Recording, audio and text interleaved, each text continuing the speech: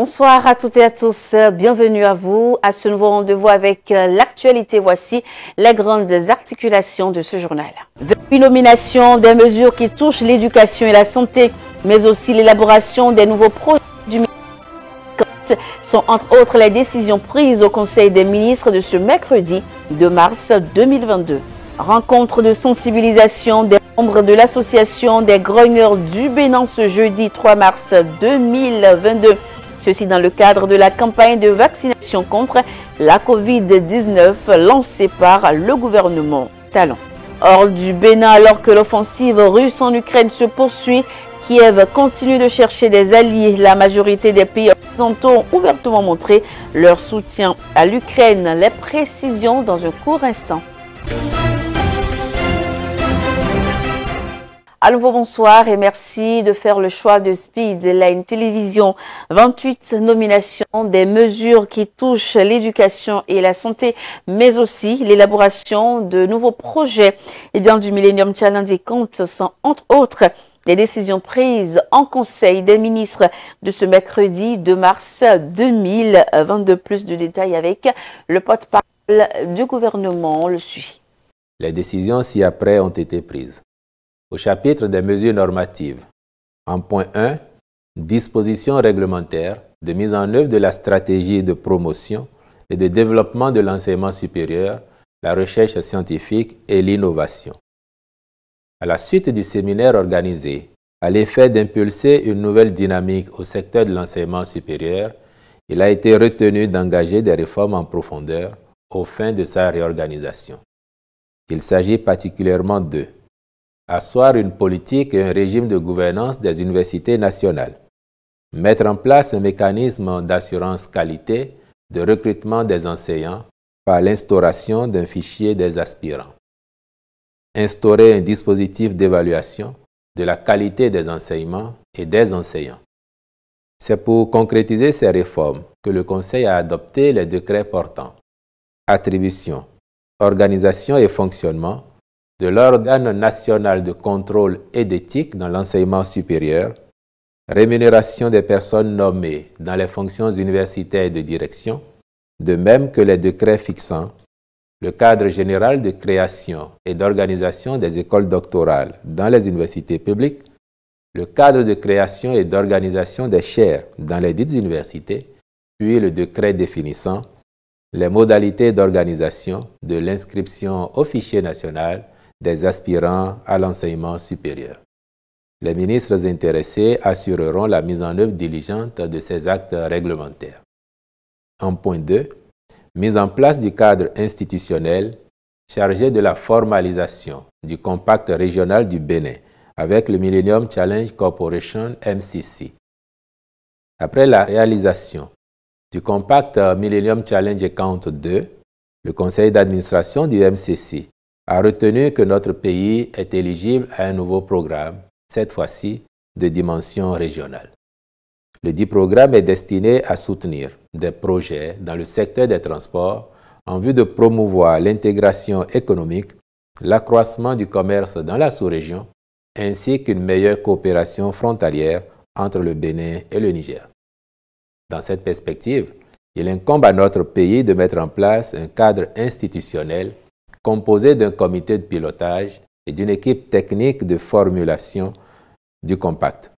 Celui-ci sera notamment chargé de contribuer à l'identification de projets porteurs par les pays éligibles et leur présentation au MCC, la finalisation des différentes études de faisabilité et la validation avec le MCC des principales composantes du programme d'investissement régional, la réalisation des diligences techniques, environnementales, sociales, politiques et juridiques, la négociation puis la signature de l'accord de don.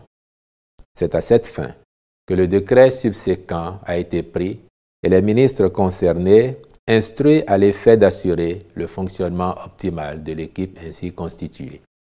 Par ailleurs, le Conseil a marqué son accord pour la mise à disposition de la contribution financière du Bénin à la formulation du dit compact.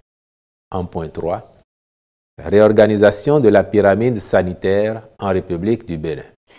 Et nous restons avec le gouvernement du Bénin qui donne sa position sur la guerre en Ukraine. Le porte-parole du gouvernement l'a fait savoir ce mercredi même. Et c'est au cours du point de presse hebdomadaire du Conseil des ministres pour le Bénin. Les parties ont intérêt à dialoguer. La situation entre l'Ukraine et la Russie ne laisse personne indifférent. De par le monde, chacun peut observer les réactions, les prises de position ici et là. Le Bénin fait partie du monde et le Bénin n'est pas moins concerné par ce qu'il se passe de l'autre côté. Il va sans dire que pour le Bénin, les parties ont intérêt à se parler, à dialoguer. Le Bénin prône la paix. Le Bénin prône le retour à une situation normale afin que ces tensions soient derrière nous. Cela ne devrait pas étonner quand on sait que le 21 janvier dernier, à l'occasion de la cérémonie de présentation des vœux au corps diplomatique, le président Patrice Talon avait eu 2 phrases qui, de mon point de vue, devraient faire date. Il disait, dans son message en réponse à celui de la doyenne du corps diplomatique, à peu près ceci. Nous sommes au XXIe siècle et les différends entre les États doivent davantage se résoudre par le dialogue plutôt que par la force. Cela, les générations actuelles doivent s'en convaincre. Et il ajoutait, les nostalgiques de l'époque où les tensions agitaient le monde et où les États pointaient leur puissance de feu les uns contre les autres n'ont probablement pas tiré tous les enseignements des drames que l'humanité a vécus inutilement au cours du siècle passé. Je crois que ces 2 phrases assez fortes qui traduisent la position personnelle du chef de l'État, mais aussi la position de son gouvernement.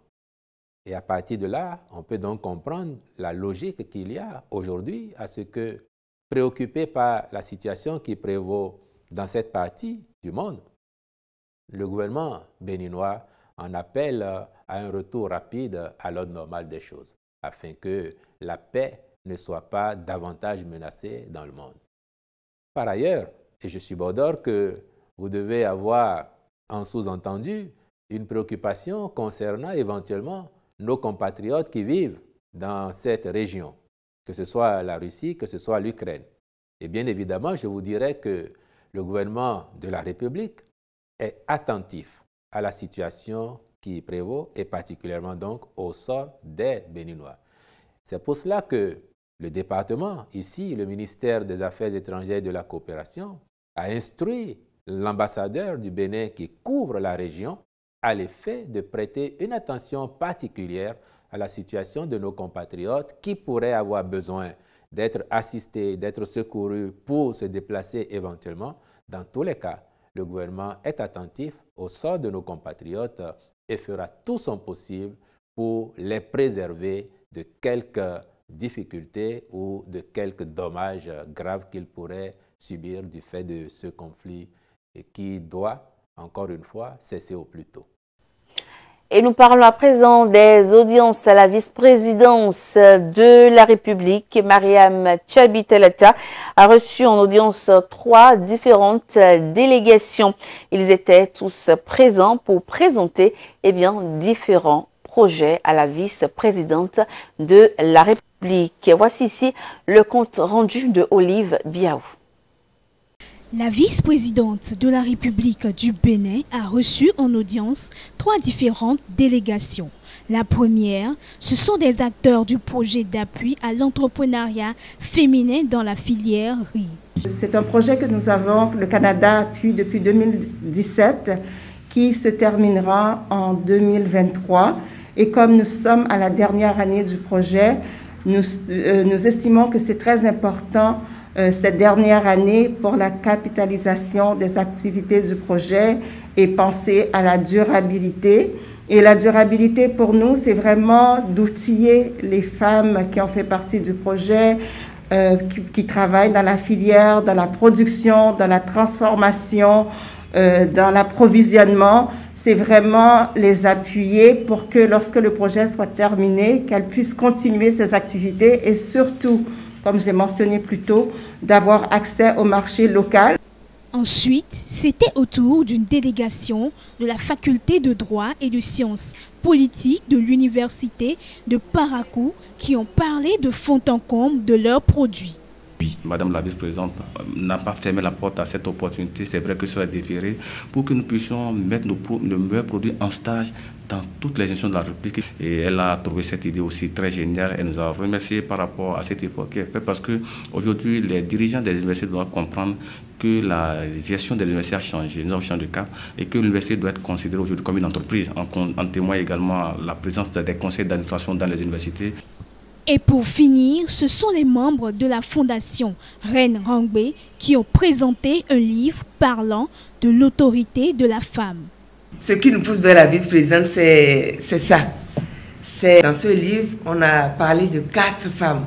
Comme vous voyez le titre, 4 héroïnes de l'histoire de l'Afrique. On sait que des femmes ont dirigé dans ce pays. Donc, il faut que nos enfants connaissent cette partie de notre histoire, cette partie de l'histoire africaine. C'est pour ça qu'on a commencé par recenser des femmes d'exception. Aujourd'hui, les filles du Bénin, les garçons du Bénin savent qu'une femme est au sommet de l'État. Qu'une femme peut être, si elle est vice-présidente, elle peut être présidente. Donc ça veut dire qu'une femme peut diriger. Et ça, c'est un message très fort. Une fondation qui met un accent particulier sur les femmes héroïnes et battantes. Cotonou a accueilli une rencontre de sensibilisation des membres de l'association des grogneurs du Bénin ce jeudi 3 mars 2022. Ceci dans le cadre de la campagne de la vaccination contre la Covid-19 lancée par le gouvernement de Patrice Talon. L'objectif est de mieux s'informer sur le mal ainsi que sur l'importance des vaccins déjà présents sur le territoire national. Voici ici le reportage de Romaric Dossa et de Pierre Akako. La campagne de vaccination contre la Covid-19 sur toute l'étendue du territoire national suit son cours. L'objectif des autorités sanitaires est d'atteindre au moins 60% de couverture. Face à la faible couverture globale enregistrée, le gouvernement juge nécessaire une rencontre pour sensibiliser les leaders d'opinion sur les bienfaits des vaccins.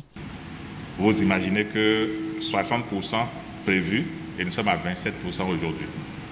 On a encore vraiment du chemin. C'est une campagne qui se déroule dans le contexte actuel d'infodémie, de rumeurs et de fausses informations nécessitant l'implication de tous, principalement des personnes influentes comme vous, leaders d'opinion. Mesdames et messieurs, le défi majeur à relever pour la présente campagne est celui donc de la mobilisation des populations en vue de leur adhésion à la vaccination. C'est pour cela que je voudrais vous inviter à un engagement personnel aux côtés des équipes du ministère de la Santé afin de mobiliser les auditeurs radio à se faire vacciner. Si nous devions compter sur vous, nous pensons aussi que renforcer votre capacité permettra d'atteindre l'objectif que nous visons. Au cours de la séance, les participants ont eu droit à plusieurs communications, dont celle axée sur la cartographie des rumeurs. Les réponses à ces rumeurs changent désormais la mentalité des grogneurs. Aujourd'hui, nous on retient, on peut affirmer haut et fort que la vaccination que le Bénin a aujourd'hui, 6 vaccins différents, ces vaccins bien étudiés, bien analysés, ne constituent pas un danger pour la population béninoise et que la population béninoise peut aller allègrement aujourd'hui se faire vacciner et se porter bien et être immunisée contre cette maladie qu'est la Covid-19.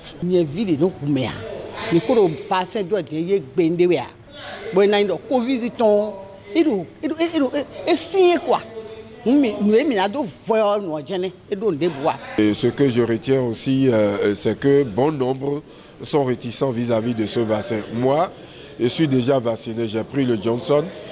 Au départ, j'étais avec les informations qui passaient sur les réseaux sociaux, j'étais réticent. Je suis allé me faire vacciner déjà quelques mois et je suis bien portant et suis devant vous. Donc la population ne doit pas avoir peur pour aller se faire vacciner. L'Association des grognards du Bénin salue ensuite les efforts fournis par le gouvernement pour la protection des populations contre la Covid-19. Elle rassure de la détermination des leaders d'opinion pour l'atteinte de l'objectif fixé par le ministère de la Santé. Il faut dire que la visite des œuvres royales se poursuit, ressourcer les écoliers dans l'histoire de leur pays par son patrimoine. Eh bien, cette vision du président Patrice Talon s'est traduite par l'ouverture des visites pédagogiques de ces œuvres royales et contemporaines exposées au palais de la Marina. Des élèves de plusieurs établissements ont fait leur immersion à cet effet. Voici ici le point. Dans la politique culturelle du président de la République, Patrice Talon, il est permis aux jeunes apprenants d'aller à la source de leurs histoires, ce qui justifie ces présentes visites pédagogiques des œuvres royales contemporaines exposées au palais de la Marina, où l'occasion leur a été donnée de reproduire des images de leur choix et des parts des artistes. J'ai visité les expositions et j'ai trouvé que certaines œuvres d'art racontaient vraiment l'histoire du Bénin. Je suis venue ici pour regarder les œuvres d'art. Après avoir regardé, voici ce que moi-même j'ai pu dessiner et faire. Je suis contente d'être venue à la présidence, très contente et d'avoir pu dessiner avec mes amis. Pour la circonstance, nombreux d'entre les jeunes visiteurs se sont fait accompagner de leurs géniteurs. Ce sont des impressions de devoir accompli, puisque depuis le début des expositions, ils me pressaient de venir, de les amener voir. Et hier, quand on était là, ils étaient pressés d'exprimer aussi leur talent artistique. Donc, ils ont même commencé hier à dessiner. Et c'est hier qu'on a appris qu'il y avait la possibilité de participer à un atelier avec des artistes professionnels. Et j'étais aussi heureux de constater la présence effective de ces artistes à leur côté aujourd'hui. L'exercice pédagogique à l'endroit des enfants est salutaire. Il doit désormais figurer au cahier de charge des établissements publics comme privés. Aux parents, c'est une invitation à laisser les enfants venir faire cette expérience. L'expérience non seulement de la visite, mais l'expérience aussi du dessin. Dessin ensemble, le fait d'être aussi avec les autres permet de sympathiser, de les connaître et permet aussi de travailler en équipe. Il y a plusieurs objectifs. Le premier déjà, c'est que les enfants puissent eux aussi profiter de cette expérience d'exposition. Donc l'atelier se déroule en 1 heure, en 2 parties. Donc la première partie dure à peu près entre 10 et 15 minutes. Il s'agit d'une mini-visite qui permet aux enfants de découvrir des œuvres qui ont été sélectionnées par les artistes formateurs. Et ensuite, il y a donc la deuxième partie, 45 minutes de pratique, de dessin. Et en fonction des niveaux des enfants, on va faire du coloriage, on va dessiner un détail précis d'une œuvre ou reproduire une œuvre. Vos enfants seront épanouis, ils vont apprendre des choses sur les objets et les œuvres qui sont exposées ici. Pas de conditions particulières pour participer à cet atelier de dessin qui ainsi démarre. Les enfants de 3 à 14 ans sont donc les bienvenus à cette activité associée à l'exposition des œuvres culturelles. Et pour les informations sur le continent, nous irons d'abord au Congo. Un dialogue politique boudé par l'opposition, c'est à Oano, au nord de ce pays, que se tient à partir de ce jeudi même et pendant 4 jours, une concertation politique. Et pour le gouvernement, cette rencontre devrait permettre aux différents partis de dialoguer sur les élections législatives prévues pour juillet. Sauf que l'événement est boudé par l'opposition. Plus de précisions à travers ce reportage. C'est à Owando, au nord du Congo, que se tient à partir de ce jeudi et pendant 4 jours une concertation politique. Pour le gouvernement, cette rencontre devrait permettre aux différents partis de dialoguer des élections législatives prévues au mois de juillet. Sauf que l'événement est boudé par l'opposition. Ce qu'il faut, c'est pas penser à ce qu'Owando devrait être, c'est penser à créer les conditions d'un vrai dialogue national inclusif qui réunit toutes les filles et tous les fils du Congo. Pour une partie de l'opposition, ce dialogue devrait plutôt traiter de la crise que traverse le Congo à plusieurs niveaux. Une crise qui est notamment politique, avec des prisonniers politiques toujours en détention. Les élections législatives de juillet interviendront après la présidentielle de mars 2021, remportée par Denis Sassou Nguesso avec plus de 88% des suffrages. Un scrutin contesté par l'opposition et une partie de la population. Et on parle déjà de la crise ukrainienne et ses conséquences. Les prix de l'énergie continuent leur flambée sur fond de guerre en Ukraine, à commencer par le pétrole. Ce mercredi matin, le baril de Brent, la référence de prix dépasse les $110 pour la première fois depuis 2013. Les cours du pétrole augmentent à mesure que le conflit en Ukraine s'intensifie. Mercredi, le WTI américain a atteint son record depuis 2013 avec $111,50, tandis que Brent de la mer du Nord a atteint $113,02. Les forces russes poursuivent leur offensive sur plusieurs villes d'Ukraine, dont Kharkiv, ce qui alimente les craintes pour l'approvisionnement en énergie. Le gaz naturel et l'aluminium ont également atteint des records historiques. Le cours européen de référence du gaz naturel, le TTF néerlandais, est allé jusqu'à 194,715 €. Le prix du gaz britannique évoluait à un niveau très proche de son record historique de décembre dernier. Une réunion extraordinaire des ministres des Affaires étrangères des pays de l'OTAN aura lieu vendredi au siège de l'Alliance à Bruxelles. L'invasion de l'Ukraine par la Russie de Vladimir Poutine a conduit l'Union européenne et les États-Unis en tête à imposer de fortes sanctions à Moscou, alimentant les craintes de voir les exportations russes d'énergie interrompues. La Russie est le plus grand exportateur de pétrole brut au monde et représente plus de 40% des importations annuelles de gaz naturel de l'Union européenne. Et je l'annonçais à l'entame de cette édition, alors que l'offensive russe en Ukraine se poursuit, Kiev continue de chercher des alliés. La majorité des pays occidentaux ont ouvertement montré leur soutien à l'Ukraine, mais sur le continent africain, où de nombreux pays sont historiquement proches de la Russie, les soutiens à l'Ukraine se sont plutôt rares. Eh bien, comme le constate l'ambassadrice du pays en Afrique du Sud, eh bien, on la suit à travers le reportage qui suit. Alors que l'offensive russe en Ukraine se poursuit, Kiev continue de chercher des alliés. La majorité des pays occidentaux ont ouvertement montré leur soutien à l'Ukraine, mais sur le continent africain où de nombreux pays sont historiquement proches de la Russie, les soutiens sont rares, comme le constate l'ambassadrice du pays en Afrique du Sud. Vous verrez qu'il y a un sentiment très fort des Sud-Africains sur le fait que la Russie, c'est l'URSS. Et ils sont très insistants dans la lutte contre l'apartheid et le colonialisme. La seule chose que nous oublions, c'est qu'il y avait 15 pays au sein de l'URSS. Et beaucoup de dirigeants actuels du pays étudiaient également en Ukraine. Nous avons perdu cette occasion de parler fort de ce récit après 1991 parce que la Russie en a pris tout l'héritage et que nous essayions de construire notre État. Nous développions notre économie, nos relations dans la région et dans l'Afrique n'étaient évidemment pas notre priorité. Selon elle, jusqu'ici, l'Ukraine accueillait 16 000 étudiants africains, mais le fait que beaucoup de pays n'ont pas d'ambassade à Kiev, mais plutôt à Moscou, complique leur évacuation.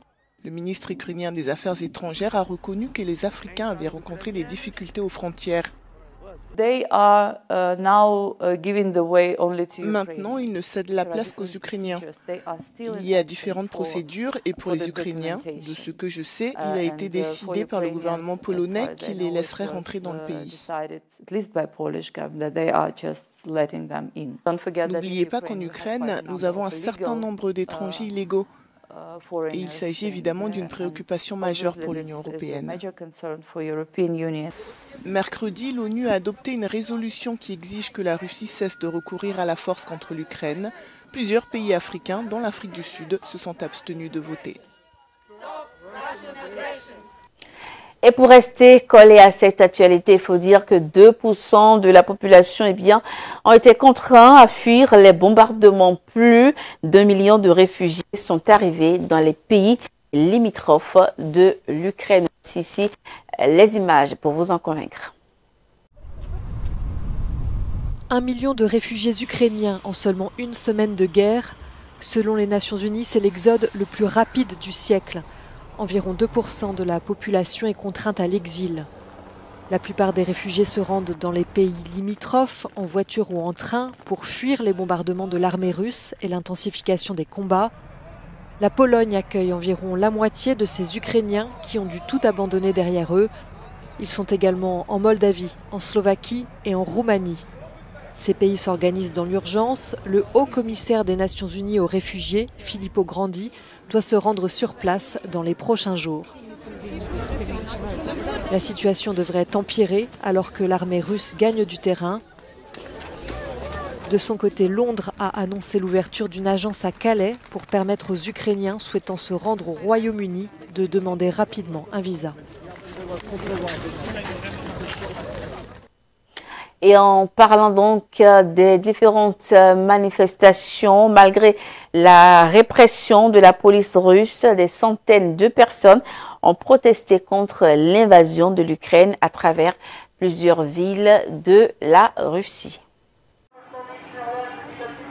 Des dizaines d'opposants à la guerre en Ukraine ont manifesté hier soir à Saint-Pétersbourg. Malgré la répression de la police, ils ont été placés en détention. Ce mouvement suivait l'appel à la mobilisation de l'opposant Alexei Navalny depuis sa prison. Les manifestations dans la ville russe sont quotidiennes depuis le début de l'invasion. Pourquoi décide-t-il pour nous de ce que nous devons combattre ou pas? Ça n'a aucun sens ce qui est en train de se passer. C'est n'importe quoi ce qu'il se passe.